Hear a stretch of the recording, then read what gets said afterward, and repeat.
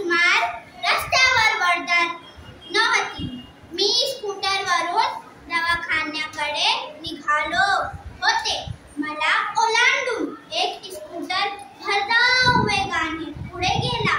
त्याचे वेळी रस्त्याच्या डाव्या बाजूने एक दयाळू पक्षी उडत आला आणि नेमके त्या स्कूटरला धडकला. नाम मरियम है. मी आज मराठी वाचन करणार आहे. मी गाय बोलते. मुलांनो, तुम्ही मला ओळखता का? मी आहे गाय. तुम्हाला दूध देते. दूध पिऊन तुम्हाला शक्ती मिळते. दुधाची मलाई तुम्ही कधी खाल्लेली आहे का? गोड गोड मिठाई मलाई पासून बनवतात.